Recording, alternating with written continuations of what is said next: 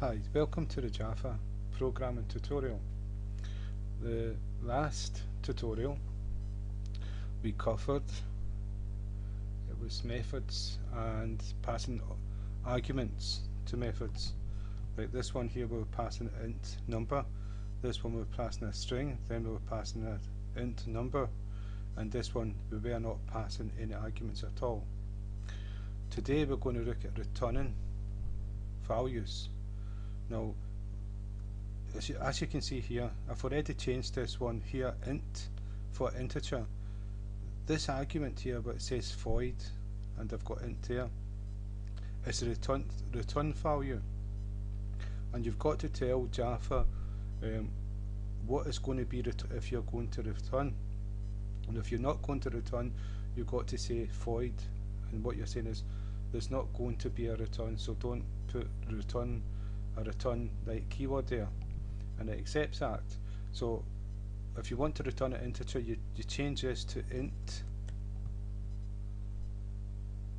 and that's went red at the bottom there, because once you change it to a type to return, you've got to give it something to return. And so what you've got to do here is I'm passing in number -3 num equals num, and I'm going to pass number, right, and I'm just going to take this one away here if I can.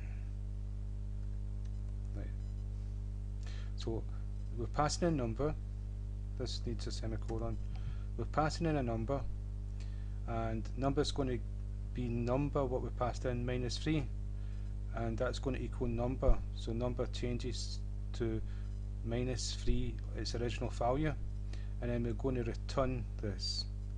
But first we're going to go to one that doesn't have any arguments, and I've already put a return statement in there, and we're going to return num, and we've changed it to integer, so this has got to agree with an integer. If I change it, if that was a string,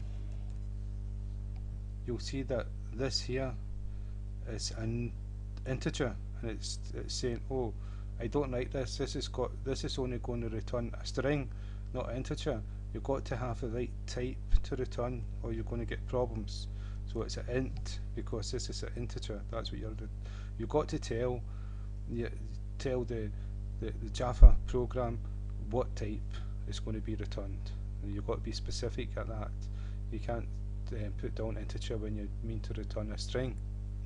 And so what's happening here, num, this up here, is 55 times 4, so that's 220, and we're going to return this. And so if we do this, method show, and it doesn't take any arguments, this will run this method, but nothing will happen because we're not going to show it. It's going to return the num, but we're not going to see it because it's returned it to the program, but nothing's done with it. And we will do something with it, but just to show you. And if we run the program, see, nothing's happened, so everything's okay. That's what's meant to happen. Nothing. It's done this sum here, and it's returned it to the program, but we've not used it, so it's just sat there. Just num became 220, and so what we're going to do is we're going to print it out just to show. Control C, Control X just to cut. Inside the brackets of the print method, we're going to put that method, and so this method is going to return the number 222, and that's what the print is going to see, what is returned from the method. It's not going to see what goes on in the method. It's not going to see the method at all. It's just going to see that when it runs this, when this method runs inside here, this method is just going to be 222 or whatever it returns, so it will print that to screen. And so if I print 220, so if I put it to 3, just to show you that's what's happening, 165. And so what you can do is you can put methods within methods. So that's a method from a system class, and the brackets is what you're going to print out. And what we done is put a method in that returns a value, so it printed that value out. So what we're going to do now is we've shown this part here. We can, if we take the setting method and it's an integer, gets passed into this method, because this method is returning an integer, we can pass this method into this method. It may seem a bit strange, but it's not once you get used to it, because you've got to remember this method is taking in an integer, and it's not going to see what's inside the method, the code inside it, or the name of the code. It's like Java's going to run that method, and it's not going to know what's going on because it's a different method, and all it knows is what's going to appear there is a number. What was it? 165, 165. It's going to appear there, and that's what's going to get passed in. So it's an integer number, and so what we'll do is we will print this number. What we'll do is we'll run this method,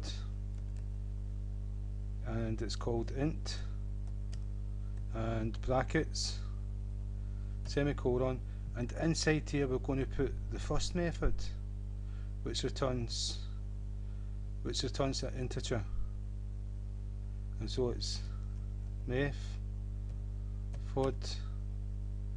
show and the two brackets. And what's this saying?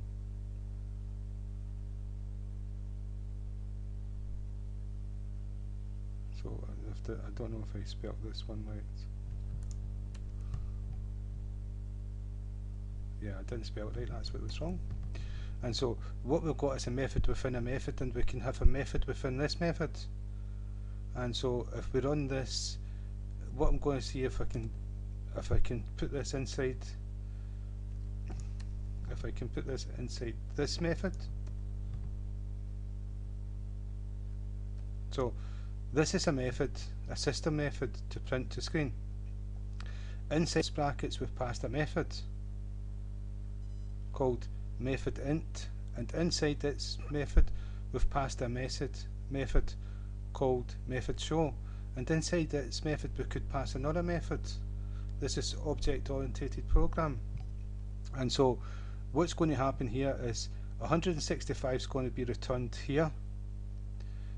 This is going to be 165 from the first method. We're going to take 3 away from that, which is 162. Then we're going to return 162, and that's what's going to appear. 162 is what the print method is going to see, and it's going to print it to screen. 162. So that's returning methods, returning values, and that's we're also passing methods to methods as arguments. You can pass objects. This is key to Java programming. It's polymorphism, and there's many different ways of doing it. You'll find a lot of people prefer to do it. That's the way they've been trained to do it, this way. Pass objects and pass methods and to methods, and that's the way to do things, but you don't have to do it. There's many different ways of doing it. It's just like a human being, that it's like if we're all given a task, how many different ways that we would actually do that task and complete it the exact same way, but the process in between would be totally different. Well, object-oriented program is sort of mirroring the way we would actually do things differently. So you can do things different, that's just one way of doing it. And so you can do inheritance, you can do like abstract, and you can do like you can implement. In Java it's implement, right? And so there's many different ways, and you're going to be showing them all, but that's one way of doing it. And so just to go for what happened there, we've got this method, It returns an int, that's a keyword to say what it's going to return. We multiplied 55 by 3 is 165. That's what num equaled. We returned this from a method. So we put that method inside this method, and so what got put in here with when we put that method in here was what was returned, and that was 65. So 65 was passed in here, and the 65 we took 3 away from 65, which left 62, so number became 62, and we returned number, and we put this method into this method here, and what with these two methods being inside here, what was passed was 162, and that's what went to screen. We'll run it again just to show you. 162. And what we're going to do is we're going to do the string. What we're doing is we're passing a word, and we're passing an integer. Now what we can do is we can pass both these here for the integer, and then we can pass the string name. And so what we can do is we can type. Well, I'll do it outside just to show you. It's called method string, and then it's brackets. What I'm going to do is I'm going to cut these two methods out, and I'm going to put them inside. I'm passing both them inside this method. And this, what this is saying, let's see, maybe it's not.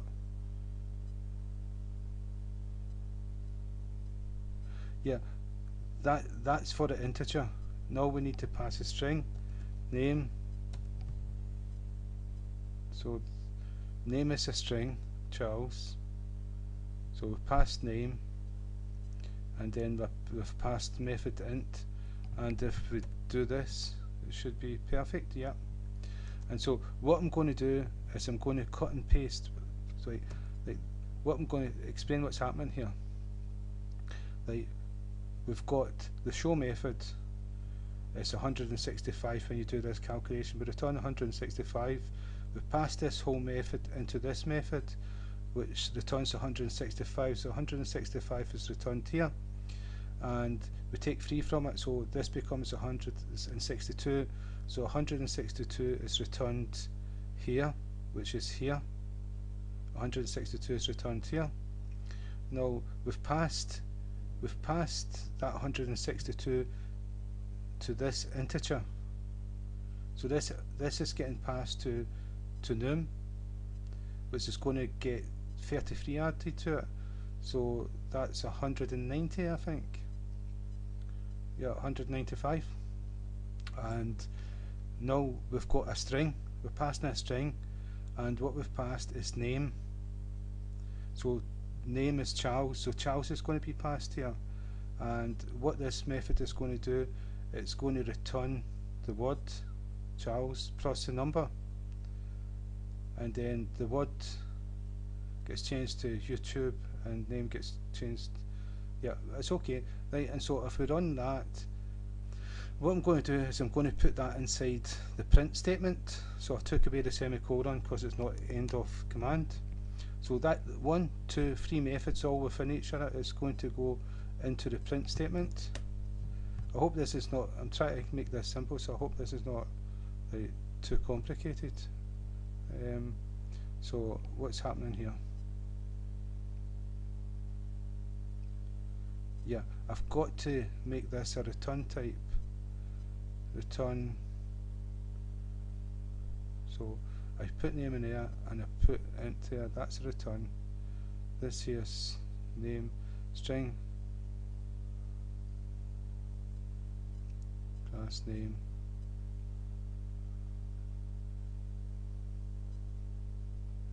Okay, right, remove arguments to match. Yeah, it's like, oh, I'm not returning anything. Yeah, I've got to return something here. I've got to return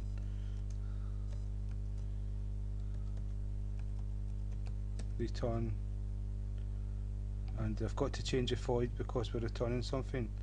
Right, we'll do string, return a string, and what I'm going to do is I'm going to just Charles again. Right. So now it's accepted this because what I didn't do, I put a method in here. Is that right? Method int name show. Yeah, method string, but I did not make it a return. And it needs to be a return to give a value to print. And so if we run the program, it should run Charles 195. That was from the method, and Charles is what we returned. Right. As we went to here, it's executed this part here, and then it went on to return Charles and printed Charles. So I've took that statement out and it'll just return Charles. So you can return and you can put methods within methods, and the important point to remember about return is the type. Return type has to go into the method. When you declare a method, you have to say what return type is. If you're not going to return anything, you have to have it as void. Okay, so I hope that's helped, right, and thank you for your time.